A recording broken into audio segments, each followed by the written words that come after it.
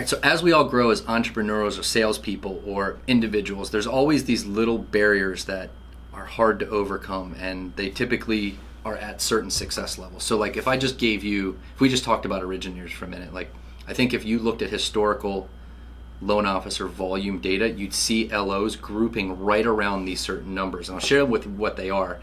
And we have access to that data, and we've seen it, and then gone back and kind of formed our opinion, and then also like formed who we really want to work with on the go forward and who we want to bring into DML around that. And like we've done it enough to know who we love having an impact on, where we have the most impact, and then also like where we have the biggest impact on someone, and then where they have the biggest impact on us. So where we see that are first is like 10 million is kind of really the benchmark, and really where that first benchmark.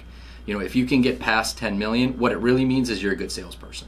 Like and you don't really need to know a whole lot about mortgages to get there. You kind of do, but that's really where you're learning the mortgage business. If you just took a fresh person going from 0 to 10 million, they've learned LTV, but they really had the skill from a sales standpoint to get through it. And like the biggest thing in that part is it's so hard to get started, but attitude is what's going to get you from 0 to 10. We look at three things: attitude, knowledge, and skills.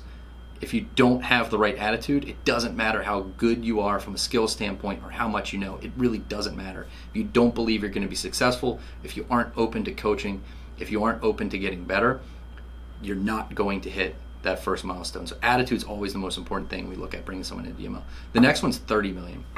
And it's a little bit of a bigger jump, but like the reality is if you're a good salesperson, you can sell your way to 30 million without really being a tremendous leader.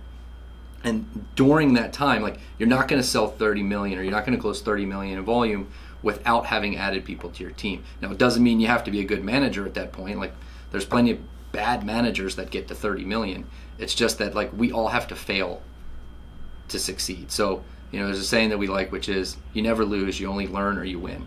And if you're not learning through those failures as you get to 30 million, that's where people kind of hardline stop. And some of those things that people struggle with as they go from salesperson to leader are really letting go. Like I can think when I started DML, like the hardest thing for me to think like or to get past was like, I know how to do this, I know how to do it better than the next person, and so I'm just going to do it, as opposed to spending the time to train someone, and then the hardest part is trusting them to do it, allowing them to mess up a couple times and learn from it and move forward. So that's the biggest thing. It's just that letting go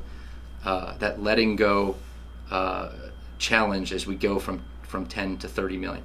Once you figure that out and you figure out how to become a leader and you figure out how to grow a team and manage a culture, that's when you see branches go from 30 to 50 million. So once you figure out you go from 30 to 50 million, what you figured out is how to manage a team, how to be a good leader, how to empower others, and you start to learn how to recruit. And that is making other people or helping other people to see what your dream is or what your vision is and getting behind that. So we go from 30 to 50 through strong leadership skills and development and a little bit of recruiting. I mean, to add people onto your team takes some training there.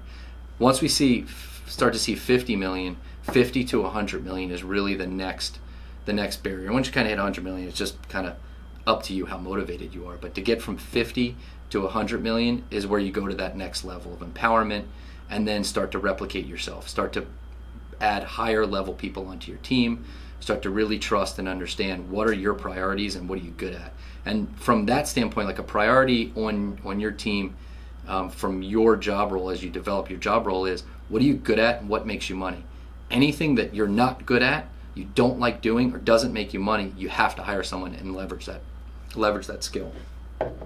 So as we go from 50 to 100 million, it starts to get a little scary. It's like I'm succeeding, but really like, do I want to experience this success? And once you figure out how to work through that is when you start to see top producer and you're starting to be a leader inside of the office and you're starting to mentor other people that are coming behind you, and you grow and you grow and grow. And that's where like we look at the no ceiling aspect at DML. It's something we look at. There's no ceilings. People have come here with no experience selling, but they had the attitude and they're closing over 50 million right now. We have branch managers across the board that started at 18 million or 15 million or 10 million and are closing over 100 million or over 70 million or over 50 million, all from just started with the spark of the attitude, the willingness to grow, the willingness to be coached, and then just the hunger to be successful.